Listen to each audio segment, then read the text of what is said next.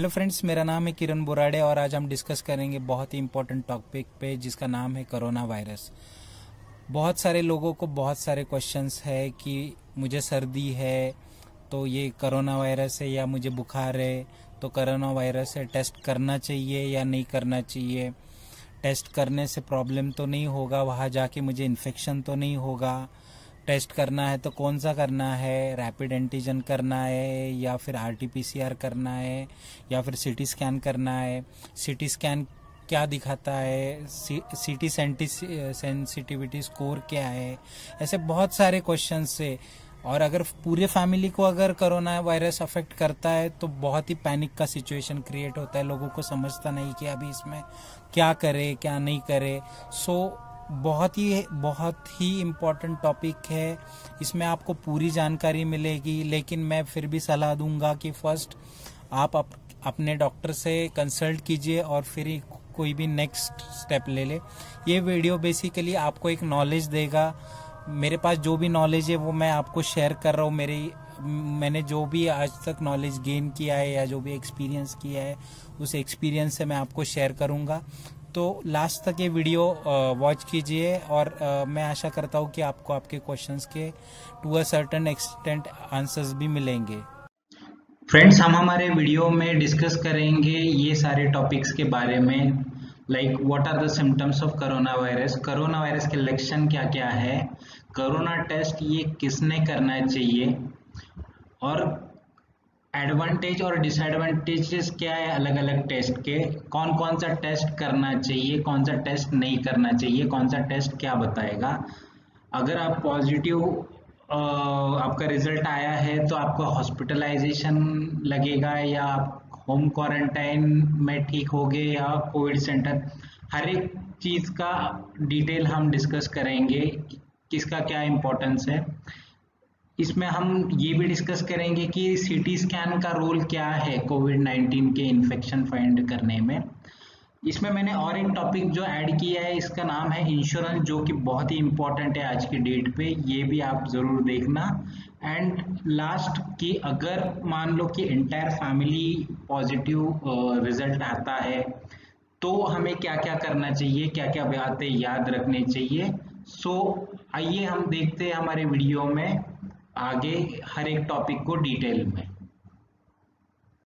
Basically start करते हैं हम हमारी फर्स्ट स्लाइड के साथ, जिसमें हम पता करेंगे कि what are the common symptoms of corona virus. इसके लक्षण क्या है। तो बेसिकली इसके लक्षण है जैसे खांसी, सूखी खांसी खासकर, और आपको सांस लेने में तकलीफ होना, या फिर हाई फीवर और चिल्स जैसे ठंड लगना, या फिर आपके मसल्स या बॉडी पेन होना, या वॉमिटिंग, डायरिया जैसे सिम्टम्स दिखाई देते। और उसका एक मेन लक्षण ऐसा भी दिखाई दिया है कि इसमें लॉस ऑफ टेस्ट और स्मेल होता है। तो बेसिकली अगर आपको ये सब सिम्टम्स है या इसमें से कोई सिम्टम्स है या इससे मिलते जुलते सिम्टम्स है तो आपको जरूर कोरोना वायरस का लक्षण हो सकता है। बट ये जरूरी नहीं कि हर सर्दी या खांसी या फिर बुखार कोरोना वायरस है। तो हम जानते हैं कि इसको और डिटेल में कि हमें टेस्ट कब करना चाहिए। So basically when should we get tested? So in case whenever you are sick, I would advise that पहले अपने डॉक्टर के पास जाइए और please listen to him whatever advice he gives. So first मेरी सलाह यही रहेगी कि जब भी आपको ये सब लक्षण होते हैं तो आप आपके फैमिली डॉक्टर से मिलिए और उनकी सलाह लीजिए। बट स्टिल आगे मैं बताऊंगा कि क्या लक्षण है और आपको टेस्ट कब करना चाहिए। जब भी आपको बुखार है या खांसी है या कुछ भी है, ये बुखार अगर आपको 3 दिन से ज्यादा है और आपका बुखार 3 दिन के आगे भी कंटिन्यू रहता है तो डेफिनेटली आप आपके डॉक्टर की सलाह ले और टेस्ट कीजिए। लेकिन अगर कोई भी सिम्टम्स 3 दिन या उससे ज्यादा रहता है तो ये कह सकते हैं कि हमें टेस्ट करना चाहिए। सेकेंडली, इसमें हाई टेम्परेचर आता है, नॉर्मल नहीं, इसका टेम्परेचर हमेशा 101, 102, 103। हाई टेम्परेचर होता है इसमें, और मेनली लॉस ऑफ टेस्ट और स्मेल होता है, और खासकर इसमें गले में इन्फेक्शन होता है, जैसे सोर थ्रोट होता है या सूखी खांसी होती है। इसका और एक बहुत ही इम्पोर्टेंट लक्षण हम गैस कर सकते हैं कि ये कोरोना वायरस है, जो अगर आपके फैमिली मेंबर में एक से ज़्यादा फैमिली मेंबर बीमार है या फिर मल्टीपल फैमिली मेंबर बीमार है, तो आप अंदाज़ा लगा सकते हैं कि ये कोरोना वायरस हो सकता है, और उस केस में आप डेफिनेटली टेस्टिंग करा सकते हैं। इसमें और एक इम्पॉर्टेंट चीज़ है, अगर आपके फैमिली मेंबर में कोई ओल्ड एज पेरेंट्स है, बुजुर्ग है, सीनियर सिटीजन है, या कोई ऐसी व्यक्ति है जिसको ऑलरेडी प्री एग्जिस्टिंग डिजीज है, तो उस केस में आपको रिस्क नहीं लेना है और जल्द से जल्द आपके डॉक्टर के पास जाना है और कोरोना का टेस्टिंग भी कराना है, क्योंकि जितना आप देर करोगे उतना आपका इन्फेक्शन बढ़ सकता है, उतने प्रॉब्लम्स इंक्रीज कर सकते हैं। तो मेरी सलाह रहेगी इसमें कि आपके घर में अगर ऐसा कोई व्यक्ति है जिसका एज ज़्यादा है या जिसको प्री एग्जिस्टिंग डिजीज है, आप उनका टेस्ट करा ले, so that you can avoid further infection, increase in infection or further difficulties in treatment. Okay, so next, और एक इसका मेन सिम्टम है जो बहुत कॉमन है कि डिफिकल्टी इन ब्रीथिंग। तो अगर आपको ब्रीथ करने में, सांस लेने में तकलीफ हो रही है, आप थोड़ा चलते हैं तो आपकी सांस फूल जाती है, तो उस केस में भी आपको टेस्टिंग कराना चाहिए, या ये सिम्टम हो सकता है कि आपको कोरोना वायरस हो। आप उस केस में आपका ऑक्सीजन लेवल चेक कर सकते हैं through pulse oximeter. So basically अगर आपका ऑक्सीजन लेवल नीचे जा रहा है तो आपको डेफिनेटली डॉक्टर के पास जाना है। यदि आपका ऑक्सीजन 95 और 90 के बीच में, then it is a indication that you should visit a doctor, you should go to hospital and get yourself check. But अगर ये 90 के भी नीचे जाता है, then it is a very alarming situation, और उस केस में आपको हॉस्पिटल जाना ही जाना है। सो आप एक पल्स ऑक्सीमीटर खरीद सकते हैं, आजकल ये 500-600 रुपीज में भी आता है, और आपका ऑक्सीजन लेवल आप चेक कर सकते हो। और आपका ऑक्सीजन लेवल अगर ठीक है और आपको कोई ज्यादा सिम्टम्स नहीं है, उस केस में आप 2-3 दिन वेट कर सकते हो। लेकिन अगर आपका ऑक्सीजन लेवल 90 के नीचे जा रहा है तो आपको डेफिनेटली आपको डॉक्टर के पास जाना है और उनकी सलाह लेनी है। उसके बाद, if you have come in some contact with a person having contact COVID-19 infection, यदि आप पास्ट में रिसेंटली या पास्ट वीक में या 10 डेज में किसी भी ऐसे व्यक्ति के संपर्क में आए हो जिसको कोविड इन्फेक्शन है या आपको पता चला है, then you should get tested, because usually जब आप किसी के संपर्क में आते हो तो आपको वो होने के चांसेस बढ़ जाते हैं। So in that case also you should get tested. So basically these are all the things when you should get tested yourself. Now next topic is that मुझे कौन सा टेस्ट करना चाहिए। आजकल बहुत सारे लोगों के माइंड में क्वेश्चंस है कि टेस्ट करना है तो रैपिड करना है या आरटीपीसीआर करना है या एंटीबॉडीज का करना है या फिर सीटी स्कैन करना है। तो बेसिकली ये डिटेल में हम देखेंगे। आरटीपीसीआर और रैपिड एंटीजन जो टेस्ट है ये डायग्नोसिस करता है, आपको इसमें पता चलेगा कि आप पॉजिटिव हो या नेगेटिव हो। सो बेसिकली एंटीबॉडी टेस्ट ये नहीं बताता है आपको आप पॉजिटिव या नेगेटिव हो, बट आपको आरटीपीसीआर और रैपिड एंटीजन ये दो टेस्ट अवेलेबल है जिसमें आपको पता चलता है कि आप अभी पॉजिटिव हो या नेगेटिव हो। So basically rapid antigen test आप जब भी जाते हो तो ये वर्क ऐसे करता है कि आपके नॉस्ट्रिल में से एक फ्लूइड निकालते हैं और उसमें आप एक किट में डालते हो, जिससे आपको विद इन 5 मिनट्स आपका रिजल्ट आता है कि आप कोविड पॉजिटिव हो या नेगेटिव हो। सो बेसिकली बहुत ही सिंपल और फास्ट टेस्ट है और आपको with in a few minutes पता चलता है कि आप पॉजिटिव हो या नेगेटिव हो। बट इसमें एक चीज है, अगर आपका रिजल्ट नेगेटिव आता है लेकिन आपको सिम्टम्स है, then you should not rely on this rapid test only, you should go for your next test which is RT-PCR test. तो RT-PCR जिसे हम कहते हैं reverse transcriptase polymerase chain reaction, तो कोई भी बीमारी अगर आती है तो उसका हम पहले डीएनए लेते हैं और वो डीएनए के साथ जो भी हम उसका जो डीएनए का स्ट्रक्चर रहता है उसके साथ हमारा जो भी सैंपल रहता है उसे मैच करके देखते हैं। अगर वो सैंपल मैच होता है तो उसे वो हम बीमारी कहते हैं। जैसे कि कोरोना वायरस के केस में हम कोरोना वायरस के डीएनए का एक सैंपल लेंगे और फिर हमारे थ्रोट में से हम एक सैंपल लेंगे जिसका अगर उसका डीएनए हमारे कोरोना वायरस के डीएनए से मैच करता है तो उसे हम ये कहेंगे कि ये कोरोना वायरस पॉजिटिव है। बट बेसिकली इसमें क्या होता है कि कोरोना वायरस के केस में डीएनए नहीं होता है, उसमें आरएनए होता है। सो हम जब डीएनए से आरएनए में कोई चीज करते हैं तो उसे ट्रांसक्रिप्शन कहते हैं, बट जब हम आरएनए से किसी चीज को डीएनए में कन्वर्ट करते हैं तो उसे रिवर्स ट्रांसक्रिप्शन कहते हैं। तो हम इस केस में भी जब हम हमारा स्वैब देते हैं या सैंपल देते हैं, उसका डीएनए और कोरोना वायरस का डीएनए मैच करते हैं, अगर वो मैच होता है तो पर्सन पॉजिटिव कहलाया जाता है, और अगर ये मैच नहीं होता है तो नेगेटिव कहलाया जाता है। तो जब भी आप ये RT-PCR टेस्ट कराने जाते हैं तो बेसिकली एक RT-PCR किट आता है जिसमें दो चीजें होती है। एक तो मीडियम रहता है, एक ट्यूब ऑफ मीडियम जिसमें एक लिक्विड होता है, और एक एक स्वैब कलेक्शन का एक इंस्ट्रूमेंट रहता है जिसमें एक प्लास्टिक जैसे होता है और जिसको हैंडल रहता है, एक ब्रेकिंग पॉइंट रहता है, और उसको एक सेफ्टी स्टॉपिंग पॉइंट होता है। तो जब भी आप जाते हो तो आपके नॉस्ट्रिल में से या फिर थ्रोट में से आपका स्वैब कलेक्ट किया जाता है। वो अच्छी तरीके से स्वैब कलेक्ट करना बहुत इंपॉर्टेंट होता है।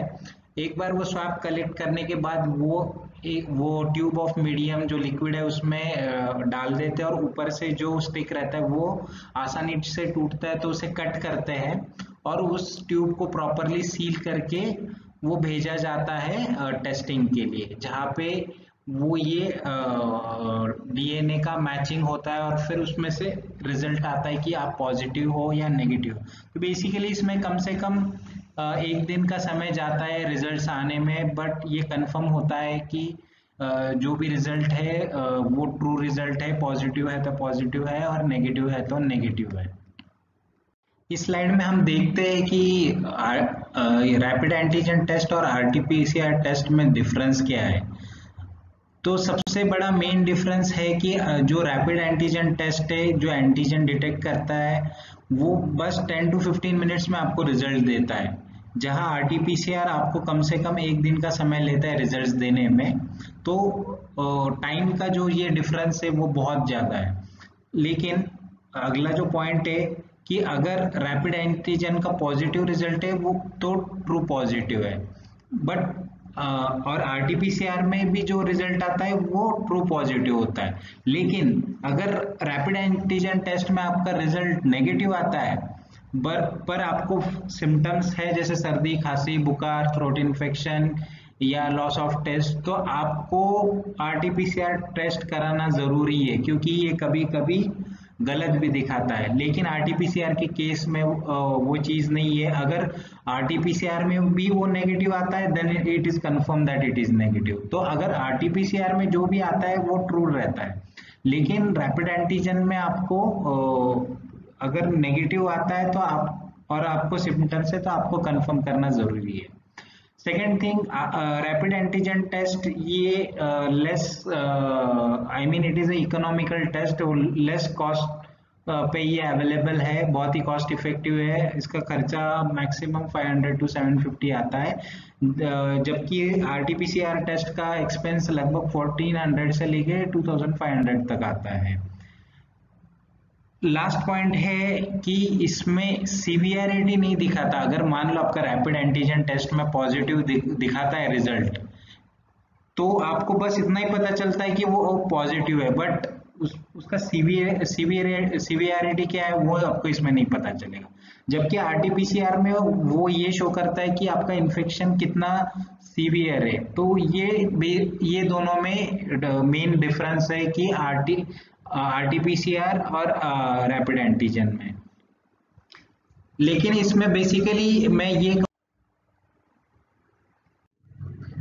जब भी आपको कोई सिम्टम्स दिखते हैं, खासकर उन लोगों में जहां आपके घर में family members old age parents है, या फिर कोई ऐसा व्यक्ति जिसको प्री एग्जिस्टिंग डिजीज है, उन्होंने बिल्कुल भी देर नहीं करनी चाहिए। उन्होंने इमीडिएटली डॉक्टर से कंसल्टेशन लेना चाहिए और अकॉर्डिंगली प्रोसीड करना चाहिए। अगर टेस्ट कराना है तो जल्दी जल्दी कराना चाहिए, क्योंकि क्या होता है इस केस में, अगर आप डिले करते हो डॉक्टर की विजिट में और आप घर पे ही सोचते हो कि मैं अगर घर पे ही थोड़े दिन देखता हूँ, तो ये केस वर्स कर सकता है, आपका इन्फेक्शन बढ़ा सकता है, खासकर ये सीनियर सिटीजन्स और प्री एग्जिस्टिंग डिजीज वाले लोगों में। तो आपको बिल्कुल भी डिले नहीं करना है and you need to consult your doctor as soon as possible. Okay. और इसमें बिल्कुल भी डरने की कोई बात नहीं कि मैं वहां पे जाऊंगा टेस्टिंग कराना चाहिए, क्योंकि जब भी आपको लगता है तो आपने रिस्क नहीं लेना चाहिए। कुछ नहीं होता है, आप वहां पे अगर पूरे प्रिकॉशंस के साथ जाते हो, आप पूरे मास्क या फिर जो फेस शील्ड आता है, ग्लव्स आता है, वो पहन के जाते हो, तो आप बिंदास टेस्टिंग करा सकते हो। टेस्टिंग आपके लिए ये अच्छा है। आपका रिजल्ट अगर नेगेटिव आता है तो अच्छी बात है, अगर पॉजिटिव भी आता है तो आप इमीडिएटली आपका ट्रीटमेंट स्टार्ट करते हो, क्योंकि अगर कॉम्प्लिकेशंस बढ़ जाती है तो then it takes very long time to recover also. So it is very important कि आप जल्द से जल्द डॉक्टर से कंसल्ट कीजिए और उनकी एडवाइस लीजिए। देखो, इंश्योरेंस ये मैंने जानबूझ के इसमें लिया है because it is very important. आज की डेट में बहुत ही इंपॉर्टेंट है कि आपके पास एक इंश्योरेंस होना चाहिए। अगर नहीं है तो आप इमीडिएटली कोई ना कोई अच्छी कंपनी की पॉलिसी आपकी निकाल लीजिए, आपकी फैमिली की। अगर आपको लगता है कि पॉलिसी का खर्चा आप बेयर नहीं कर सकते तो एटलीस्ट रिलेटेड टू कोरोना जो पॉलिसी आज मार्केट्स में अवेलेबल है, लाइक कोरोना कवच और कोरोना रक्षक, वो बहुत ही कॉस्ट इफेक्टिव दाम में आती है, right from 500 rupees per person के प्रीमियम पे। तो आप कोई भी पॉलिसी पहले निकाल लीजिए, क्योंकि आप मार्केट में देख रहे हैं, आप अगर हॉस्पिटलाइज होते हैं तो मिनिमम 2 लाख 3 लाख 4 लाख 5 लाख कुछ भी खर्चा आ सकता है, कह नहीं सकते। तो आप प्रिपेयर रहिए इस सिचुएशन के लिए। अगर आपके पास कोई एग्जिस्टिंग पॉलिसी है तो आप कोरोना रक्षक पॉलिसी लीजिए, क्योंकि इसमें आपको जो भी सम एश्योर्ड है वो आपको कंप्लीट मिलता है आपके एग्जिस्टिंग पॉलिसी के अलावा, तो आपका इसमें फायदा होता है। लेकिन आपके पास अगर कोई भी पॉलिसी नहीं है तो आपको डेफिनेटली कोरोना कवच पॉलिसी लेनी चाहिए, जो आपके सारे एक्सपेंस कोरोना से रिलेटेड बेयर कर सकता है। तो इसमें सिंपल लैंग्वेज में, अगर आपके पास कोई भी पॉलिसी नहीं तो आप पहले पॉलिसी निकालिए। अगर आपके पास कोई एग्जिस्टिंग पॉलिसी है तो आप रक्षक पॉलिसी के लिए जाइए, और अगर आपके पास रक्षक पॉलिसी नहीं या नॉर्मल कोई भी पॉलिसी नहीं है तो आप कोरोना कवच पॉलिसी के लिए अप्लाई कीजिए। हॉस्पिटल कैश, अगर आज की डेट पे आप देखते हो कि कोरोना से रिलेटेड आज हॉस्पिटल्स के बिल जो आ रहे हैं, लाइक मिनिमम 2 लाख 3 लाख 4 लाख 5 लाख कुछ भी आ सकता है, वी डोंट नो। और even if you have a policy, आपके पास अगर एग्जिस्टिंग पॉलिसी है, फिर भी हॉस्पिटल आज डिपॉजिट लेते लाइक 50,000 पर पर्सन।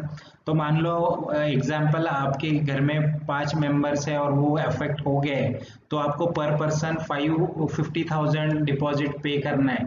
तो लास्ट मोमेंट पे ये सब अवॉइड करने के लिए आप एक हॉस्पिटल के लिए कैश सेपरेटली आपके अकाउंट में रखो, ताकि आपको लास्ट मोमेंट पे हॉस्पिटलाइजेशन पे फोकस करते आएगा।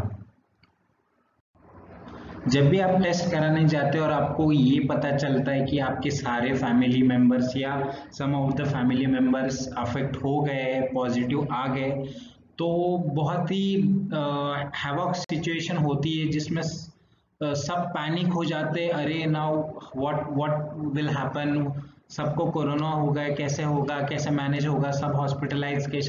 तो बहुत ही पैनिक की सिचुएशन होती है। लेकिन मैं आपको यहाँ पे सलाह दूंगा कि आप पैनिक मत होइए। पैनिक आपकी कंडीशन को और बदतर बना सकता है। आपको ठंडे दिमाग से सोचना है कि आप आगे की प्रोसीडिंग कैसे करने वाले हो, जैसे आगे का प्लानिंग कैसे करने वाले हो, कौन से हॉस्पिटल विजिट करने वाले हो, कौन किसको क्या प्रेफरेंस देना है। अगर एल्डर पीपल है तो उनको ज़्यादा प्रेफरेंस देना है। Old age person, pre existing disease वाले जो भी पर्सन है उनको ज़्यादा प्रेफरेंस देना है। और उसके बाद ये सब प्लानिंग करना है, बल्कि पैनिक बिल्कुल भी नहीं होना है इस केस में। तो बेसिकली अगर आपने टेस्ट किया और आपको पता चला कि आप पॉजिटिव हो, सो नेक्स्ट क्वेश्चन है कि बहुत सारे लोग बोलते हैं कि घर में ही ठीक होता है, मुझे हॉस्पिटल की ज़रूरत नहीं है। या फिर बहुत सारे लोगों का ऐसे क्वेश्चंस है कि मुझे कोविड सेंटर जाना चाहिए या होम क्वारंटाइन होना चाहिए या हॉस्पिटल जाना चाहिए। तो बेसिकली इस केस में मैं आपको पहली सलाह तो दूंगा कि आप आपके डॉक्टर को कंसल्ट कीजिए। जैसे ही आपका रिपोर्ट पॉजिटिव आता है, आपको जाना है आपके डॉक्टर के पास और वो रिपोर्ट आपको शो करना है। सो अकॉर्डिंगली आपको डॉक्टर सलाह देंगे कि आपको whether you need to be hospitalised और आप घर पे ठीक हो सकते हो या फिर आपको कोविड सेंटर जाना है। सो बेसिकली आपको डॉक्टर से फर्स्ट कंसल्ट करना है। लेकिन इसमें होता क्या है, मैं आपको डिटेल बताऊंगा नीचे, बस आपके नॉलेज के लिए। वैसे डिसीजन आपको आपके डॉक्टर के हिसाब से लेना है। सो बेसिकली अगर आप आप पॉजिटिव आए हो लेकिन आपको सिम्टम्स माइनर है, then it can be treated. I mean आप उसका इलाज घर पे हो सकता है या फिर कोविड सेंटर में हो सकता है। तो सो यूजुअली माइनर सिम्टम्स के लिए हॉस्पिटलाइज नहीं करते, लेकिन आपका आपको क्या करना है ये आपका डॉक्टर ही डिसाइड करेगा। लेकिन लेस सिम्टम्स है या फिर ज्यादा इन्फेक्शन नहीं है तो आप इधर कोविड सेंटर या घर पे भी ठीक हो सकते हो। आपके डॉक्टर्स प्रिस्क्राइब करेंगे आपको मेडिसिन और अकॉर्डिंगली आपको वो टैबलेट्स या दवाइयाँ या जो भी मल्टीविटामिन है वो आपको एडवाइस करेंगे आपके doctor. Second thing, Covid centre क्या होता है, कोविड सेंटर में बेसिकली एक माइनर केसेस रहते हैं। लाइक मान लो 5 लोग हैं और उसमें से एक फैमिली का मेंबर अफेक्ट हुआ है, तो बेसिकली वो बाकी लोगों को अफेक्ट ना करे, इसलिए वो he takes a decision that I will go to a covid centre and I will get treated. यानी मैं कोविड सेंटर में जाके अपना ट्रीटमेंट पूरा करूंगा, मैं जो भी दिन है जो भी डॉक्टर एडवाइस करते हैं उस हिसाब से। सो बेसिकली कोविड सेंटर में माइनर केसेस ठीक किए जाते हैं। बट इन केस आपका ऑक्सीजन लेवल कम हो रहा है, आई मीन अगर आपका ऑक्सीजन 90 से नीचे जा रहा है या आपको सांस लेने में तकलीफ हो रही है, तो उस केस में आपको हॉस्पिटलाइजेशन मस्ट है। आपको पहले आपको हॉस्पिटल जाना है और वहां पे आपको डॉक्टर को दिखाना है यदि आपका ऑक्सीजन 90 या उससे नीचे जा रहा है तो। सेकंड, अगर आप, मैंने जैसे पहले भी कहा कि आपका एज अगर मोर देन 60 है या आप सीनियर सिटीजन हो या आपको कोई भी प्री एग्जिस्टिंग डिजीज है लाइक डायबिटीज है या कोई कैंसर है या किडनी प्रॉब्लम है या हार्ट प्रॉब्लम है, उस केस में भी आपको हॉस्पिटल जाके कंसल्ट करना है। उस case most of the pre existing disease या जो लोग एज ज्यादा एज होता है उनको जरूरत होती है हॉस्पिटलाइजेशन करने की, क्योंकि उनका इम्यूनिटी पावर कम होता है या फिर उनको जरूरत पड़ सकती है। तो ऐसे लोगों को हॉस्पिटलाइजेशन की जरूरत रहती है। हॉस्पिटलाइजेशन, जब हॉस्पिटल में आप जाते हो, आप कोई भी एज के हो बेसिकली, तो बेसिकली डॉक्टर आपको पहले आपका सीटी स्कैन कराता है या फिर एक्सरे कराता है। Mostly CT scan gives a very accurate results, और ये आपको बेसिकली बहुत ही इंपॉर्टेंट टेस्ट है जिसमें आपको पता चलता है whether you have a infection in your chest, in your lungs or not. So we will see in detail, हम डिटेल में देखेंगे कि सीटी स्कैन कब करते हैं और उसका एडवांटेज क्या है और क्या दिखाता है वो। सो बेसिकली सीटी सेंसिटिविटी स्कोर होता है। हम कहते हैं कि मेरा बहुत लोगों को ये क्वेश्चंस रहता है जो अफेक्ट होते हैं कि मेरा रिपोर्ट 6 आया या मेरा रिपोर्ट 8 आया आउट ऑफ 25, तो मुझे बहुत ज़्यादा है, मुझे बहुत सीवियर है। तो मैं आपको समझाने की कोशिश करूंगा कि सीटी स्कैन कब क्या क्या पता करता है। जब हम सीटी स्कैन करते हैं तो हमें ये पता चलता है कि हमारे लंग्स में इन्फेक्शन है या नहीं है, और है तो वो कितने परसेंटेज में है। तो बेसिकली आप ये डायग्राम में देख पा रहे हो पिक्चर में कि हमारे हमारे बॉडी में जो लंग्स होते हैं, तो बेसिकली हमारे इसमें जो लंग्स होते हैं उसको 5 लोब में डिवाइड किया होता है। राइट लंग और लेफ्ट लंग। तो राइट लंग में 3 लोब होते हैं और लेफ्ट लंग में 2 लोब होते हैं। सो टोटल 5 लोब्स होते हैं और हम हर एक लोब को 5 का स्कोर देते हैं, यानी 5 का स्कोर मैक्सिमम होता है। सो बेसिकली आप राइट हैंड साइड में देख पा रहे हो इन्फेक्शन क्राइटेरिया जो लिखा है। तो अगर कोई भी लंग 5% इन्फेक्टेड है तो उसको हम 1 स्कोर देंगे। अगर कोई भी लंग का जो पार्ट है वो 5 to 25% इन्फेक्टेड है तो उसको हम स्कोर 2 देंगे।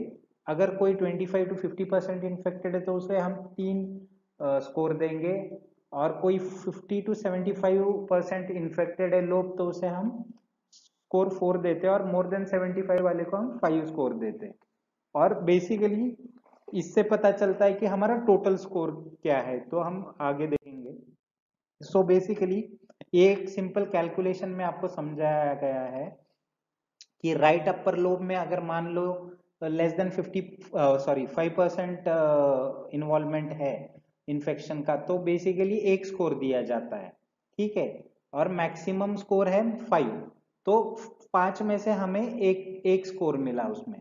तो ऐसे सारे राइट के 3 लोब्स का और लेफ्ट के 3 लोब्स का अगर हम परसेंट निकालेंगे और सब में लेस देन 5% है तो उसका स्कोर आएगा 5, यानी आपका स्कोर आ गया 5 आउट ऑफ 25।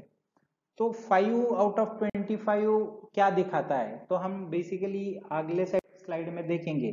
अगर आपका स्कोर 8 से नीचे आता है, ठीक है, कोई भी स्कोर 8 से नीचे आता है तो ये माइल्ड केस है, ठीक है।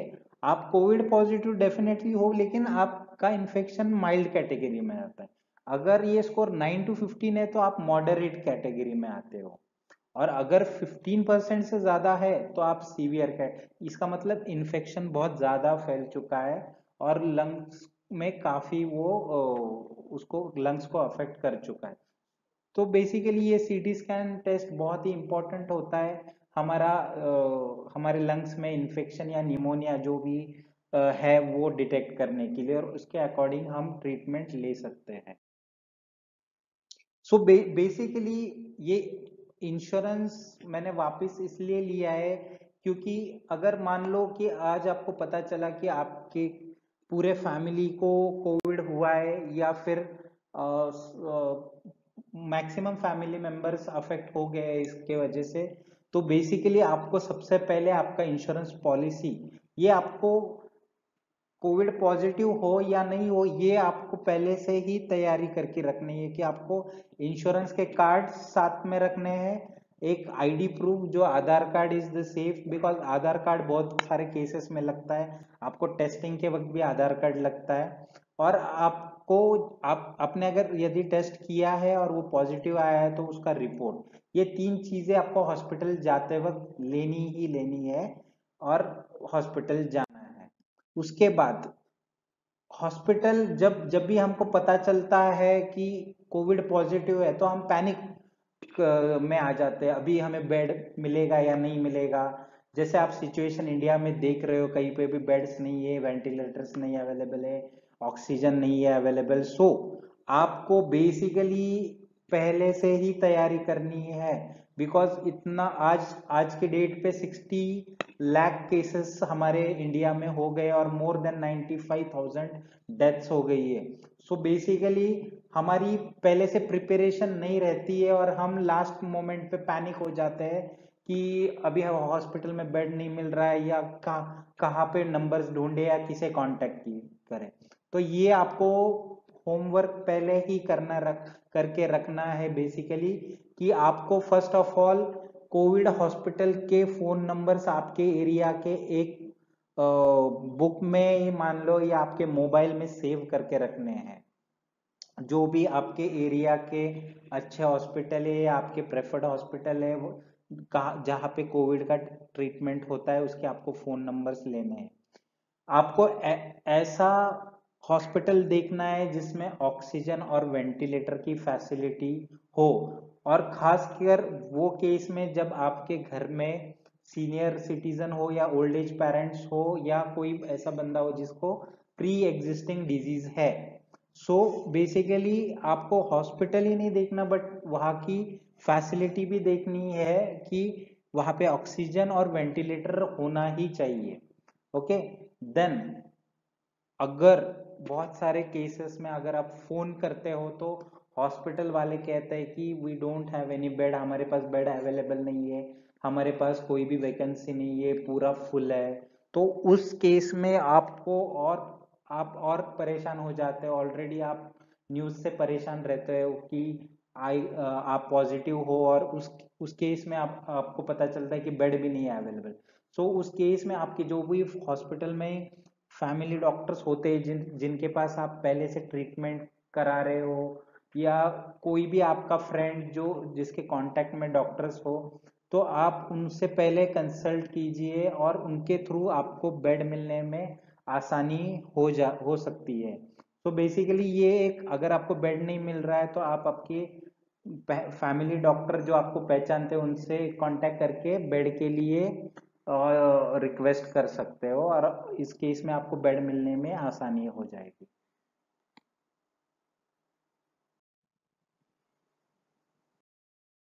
सो नेक्स्ट थिंग है कि रिलेटिव या फ्रेंड इसमें इस केस में रोल कैसे प्ले कर सकते हैं। मान लो आपकी पूरी फैमिली या most of the family members affect हो गए हैं, उस केस में आपको तो सबको हॉस्पिटलाइजेशन की अगर जरूरत है तो फिर डिफिकल्ट होता है कि मैनेज करना कि कौन किस पे ध्यान देगा और ये सिचुएशन हम कैसे हैंडल करेंगे।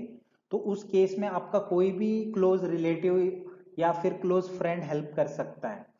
आपको उनको हेल्प आपको उनकी हेल्प लेनी है, बिकॉज एडमिशन प्रोसेस या फिर वो पूरे चीजें फैसिलिटेट कर सकते हैं, like right from calling ambulance to admission process. Basically वो पूरा आपका ख्याल रखेंगे आपको, like he will call ambulance, he will call for admission process. So basically आपको ये पहले से ही प्रिपेयर करना है कि हमें अगर ऐसी सिचुएशन आती है तो कौन से फ्रेंड की हेल्प लेनी है या कौन से रिलेटिव से हमें कांटेक्ट करना है, so that he can facilitate all the things. Relative see when आजकल हॉस्पिटल्स में, most of the Covid hospitals में आपको खुद का खाना खुद अरेंज करना पड़ता है।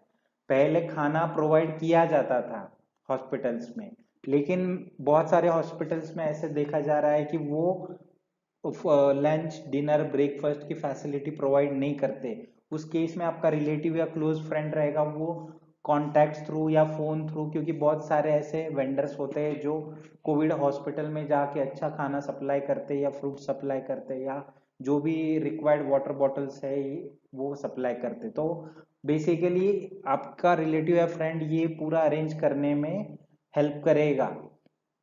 अगर बहुत ही सीवियर केस है या बहुत ही इंपॉर्टेंट है या डॉक्टर आपसे मिलना चाहते हैं आपके रिलेटिव से या फ्रेंड से, तो उस केस में आपके रिलेटिव को बहुत प्रॉपर तरीके से हॉस्पिटल में जाना है, उसको पीपी किट या पहन के जाना है। अगर पीपी किट नहीं पहन सकते या अफोर्ड नहीं कर सकते तो मिनिमम आपको एक फेस शील्ड जो आपके पूरे फेस को कवर करें, ग्लव्स और हैंड ग्लव्स और आपको मास्क, अच्छे क्वालिटी का मास्क, और आपको पूरे मीन्स फुल शर्ट या जैकेट, मिनिमम ये सब चीजें आपको पहन के पूरे तैयारी के साथ हॉस्पिटल में जाना है। बट आपको मैं सजेस्ट करूंगा, if not required, please relative और any friend who is taking care of that patient, please try to avoid going to hospitals, because hospitals में इतना worst scenarios है कि you don't know who is the patient, who is the relative, all are together, सब एक साथ आते हैं, वहाँ पे बहुत मेस होता है। कभी कभी कोविड का पेशेंट खुद एडमिशन करता है और वो सेम लिफ्ट यूज करता है। So most of the hospitals में बहुत सारे केसेस ऐसे हैं जो आपके कांटेक्ट में आ सकता है। तो वर्स्ट केस में आपको जाना भी है हॉस्पिटल, तो you should go with very very protective this equipments like PPE kit, face shield, mask, gloves etcetera. Next, once आपका हॉस्पिटलाइजेशन हो जाता है कंप्लीट, आप रिकवर हो जाते हो उस हॉस्पिटल में, now there is no much thing to worry, आपका डिस्चार्ज हो जाता है हॉस्पिटल से। आपको घर आने के पहले आपका पूरा घर सैनिटाइज करवाना है। बेसिकली अगर आप सैनिटाइज करवाओगे तो वो अच्छा रहेगा, because already if your all members were affected, बहुत सारी चीजें पे उसका इफेक्ट रहा होगा, या फिर आप इट इज गुड दैट अगर कोई और भी बंदा आता है उस जगह उस समय, तो it is good that you sanitise the complete home. Second, आपको क्वारंटाइन करना है अपने आप को 14 डेज और whatever is suggested by doctor. आपको घर आने के बाद प्रॉपर रेस्ट लेनी है, न्यूट्रिशनल डाइट लेना है। आपको काफी वीकनेस रहता है जब भी आप रिकवर होके आते हो, तो आपको बहुत ही अच्छा डाइट लेना है जिससे आपकी रिकवरी और फास्ट हो जाए और आप में और ज्यादा फाइट करने की उस आप में ताकत आ जाए। नेक्स्ट इज, जब भी आपका डिस्चार्ज होता है और आप घर पे आते हो, तो बहुत सारे लोगों को शिकायत होती है, बेसिकली मेरे मसल्स पेन हो रहे हैं, मेरी बॉडी पेन हो रही है, या मुझे आई मीन टेस्ट नहीं लग रहा है। तो बेसिकली डिस्चार्ज होने के बाद भी कुछ हफ्तों तक ये सिम्टम्स देखे गए और हो सकते हैं। तो बेसिकली आपको उस केस में अगर बहुत सीवियर है तो आपको वापस डॉक्टर को दिखाना है। अगर आप बेयर कर सकते हो तो ये सिम्टम्स आपको दिखाई दे सकते हैं। आपको पूरे के पूरे प्रिस्क्राइब किए हुए मेडिसिन है जो भी आपके डॉक्टर ने वो लेने हैं, वो आपको कोई भी मेडिसिन मिस नहीं करना है। जो भी आपको दिया जाता है वो वॉट एवर मेडिसिन, या आपके मल्टीविटामिन के टैबलेट्स, या फिर विटामिन सी के, जो भी आपके डॉक्टर लिख के प्रिस्क्राइब करके देते हैं डिस्चार्ज के वक्त, वो आपको लेने हैं। और आपको डॉक्टर एक स्पेसिफिक डेट पे वापस बुलाते हैं आपको चेकअप कराने के लिए पोस्ट डिस्चार्ज। उस डिस्चार्ज के डेट पे आपको जाके आपके डॉक्टर को फिर से दिखाना है कि how you are feeling now, and आपको अगर कोई प्रॉब्लम है तो वो डॉक्टर के साथ आप डिस्कस कर सकते हैं। Thank you friend for watching this video. Please don't forget to like, subscribe the channel.